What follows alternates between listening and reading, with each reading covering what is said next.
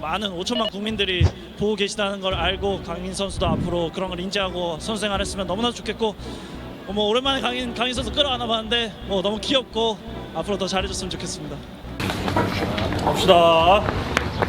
사연 많은 경기는 3대0 승리로 마무리되었습니다. 손흥민과 이강인의 포옹이 있었고 인생 역전의 주인공 박진섭의 득점이 있었으며 오래도록 대표팀에서 불가뭄에 시달리는 조규성의 1cm 차이 어시스트도 있었습니다. 태국의 주요 언론은 특히 배우는 시간이었다는 총평과 함께 손흥민을 경험한 것에 큰 의미를 부여했습니다. 이번 경기는 여느 때보다 잔디가 핵심 키워드로 등장했고 이유 중 하나는 라자망 갈라 스타디움의 배수시설 문제로 인해 토트넘과 레스터의 경기가 취소된 기억이 있기 때문입니다. 재밌게도 국뽕 유튜브의 가짜뉴스가 아니라 손흥민 때문에 태국이 잔디를 갈았다는 내용은 팩트였습니다. 태국 축구협회 관계자는 다신 손흥민이 태국에 안 올지도 모른다는 위기감이 들었고 26년 만에 스타디움 잔디 전면 교체로 이어졌다고 밝혔습니다. 관계자는 경기가 취소된 날 비를 맞으면서도 태국 팬들을 향해 인사를 건네던 손흥민의 깊은 인상을 받았고 손흥민이 다시 올 수 있는 경기장을 만들겠다는 목표를 가졌었다는 비화 또한 밝혔었습니다. 인상적인 부분은 자신들의 새로운 잔디에 강한 자신감과 함께 손흥민이 최고의 경기력을 발휘할 수 있을 것이라 기대한 점입니다. 태국은 조지아에 대패한 다음 날에 축구협회장이 대국민 사과를 했던 축구에 미친 나라입니다. 하지만 그들의 협회는 태국의 필승 이전에 상대 스타 플레이어의 정상적인 경기를 기원하고 있었습니다. 일부 국가에서 자기 팀에 더 유리한 경기를 위해 잔디에 뿌린 물과 교통체증 등을 활용하기도 했던 기억을 상기하면 축구팬으로서 감사하다고 전하고 싶습니다.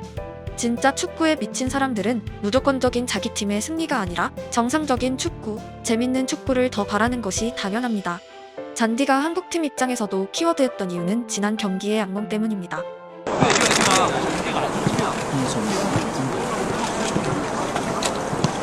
아시안컵을 앞두고 대학교 운동장에서 치러진 친선 경기에서 잔디 상태 때문에 숏패스가 탱탱볼처럼 튕겨갔다는 영상을 제작한 적이 있는데 현재의 서울 월드컵 경기장도 비슷한 수준이었습니다. 당시 영상에서 잔디가 나쁜 건 상대팀도 같은 조건 아니냐는 의견이 있었는데 이번 태국과의 경기 2차전을 합쳐서 한국은 1371개의 패스를 기록했습니다. 반면 태국은 707개의 패스를 기록했습니다. 어느 팀이 잔디의 영향을 많이 받을지는 더 설명이 필요 없습니다.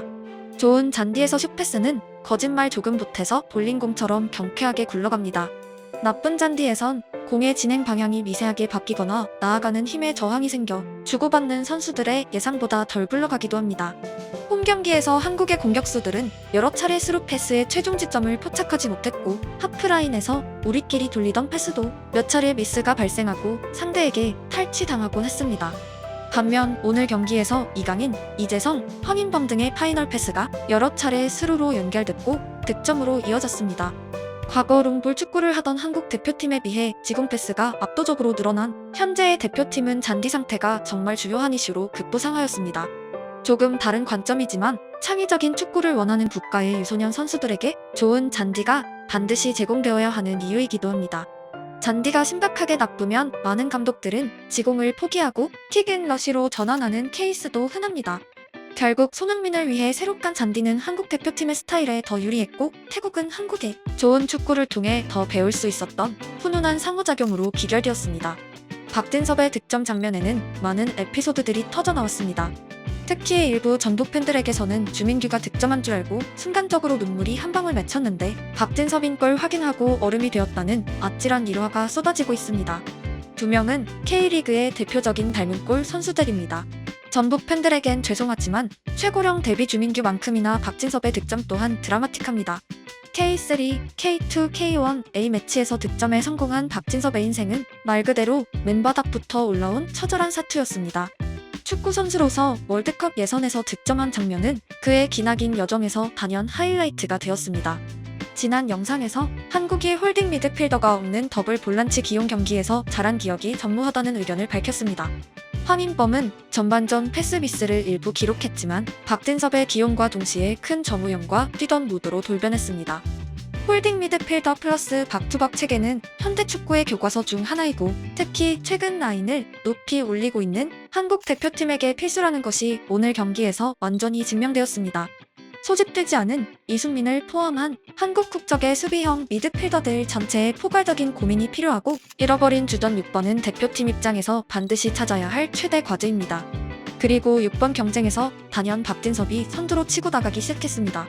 오늘 경기가 고무적인 이유는 최근 한국의 경기력이 정말 심각하게 좋지 못했기 때문입니다. 말레이시아와의 경기 즈음에 최악의 형태를 보였었고, 지난 태국과의 1차전도 큰 차이가 없었습니다. 누군가는 피파 랭킹 하위팀에게 이긴 것이 뭐가 그리 대단하냐고 말씀하시겠지만, 그만큼 최근 한국 축구의 상태는 하락세였습니다. 상대를 떠나서 세트피스가 아닌 파이널 서드에서의 만들어진 득점이 3개가 터진 것은 정말 오랜만의 결과이고, 아쉽지만 그게 오늘 한국 축구의 현실입니다. 말레이시아와 비긴 팀은 당연히 태국에게 패배할 수도 있었습니다. 현실을 직시하고 바닥부터 차근차근 올라가야 할 시기이고, 태국과의 2차전은 지하로 떨어지지는 않은 한국 축구의 가능성을 보인 경기였습니다. 역설적이게도 더욱 임시 감독 이후에 누가 정식 감독이 될 것인가는 다음 월드컵을 위해 엄중한 과제가 되었고, 협회는 그동안의 목소리가 사라지는 계기가 아니라 더욱 단호해질 초석이란 부분을 잊어선 안 됩니다. 임시 감독이 부임하고 2경기만에 상당한 수준의 축구를 보였다는 것은 냉정하게 말해서 기존 선수들의 능력이 아시안컵의 그런 축구를 할 팀이 아니었다는 의미입니다. 대단히 특별한 기용은 없었고, 전술적으로 달라진 점이 있다면 지나친 자유도가 90분 우왕좌왕으로 연결됐던 아시안컵에 비해 정해진 포메이션을 벗어나지 않는 포지션 플레이였습니다. 특히 손흥민은 오늘 그가 가장 좋은 활약을 보였던 시절의 레프트 윙어로 역할했습니다. 아시안컵에 비해 스위칭이 극단적으로 없었고, 스팟은 완전하게 왼쪽에서 찍힌 것으로 미루어 아시안컵에서의 알아서 해줘 축구와는 달리 포지션에 대한 감독의 완전한 주문이 있었다는 것을 알 수 있습니다. 결과적으로 좌측에서 득점에 성공했고, 여러 차례의 컵백 또한 기록하며 전형적인 레프트 윙어로서 활약했습니다. 똑같은 종이와 연필이 주어져도 사람마다 다른 그림을 그려내곤 합니다. 현재 대표팀의 종이와 연필은 분명 역대 대표팀과 비교해도 고품질입니다. 하지만 누구 손에 쥐어지냐로 풍경화일지 인물화일지 장르와 퀄리티는 완전하게 달라집니다. 대표팀 개개인의 능력이 확인되면 될수록 환경의 문제는 더욱 포커스가 가해지고, 좋은 연필로 그려낸 아름다운 그림을 반드시 보고 싶은 열망으로 이어집니다. 최근 6경기 한국의 경기력은 부진이라는 단어 이전에 미스테리에 가까웠고, 결과보다 아팠던 것은 경기 내용이었습니다. 소속팀에서 날아다니다 차출된 선수들의 조합이 아찔한 순간마다 많은 축구 팬들은 탄성 이전에 의아함을 느끼곤 했습니다.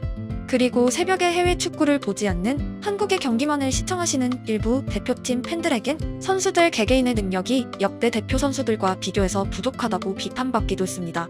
하지만 객관적으로 대표 선수의 주력 대부분은 소속팀에서 과거 선수들을 상회하는 능력을 펼치고 있고, 그들의 조합이 결과를 내지 못할 때는 다각적인 시선이 필요합니다.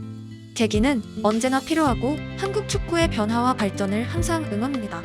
오늘 영상의 말미에는 평소와는 달리 구독자 여러분들께 공지를 드리게 되었습니다.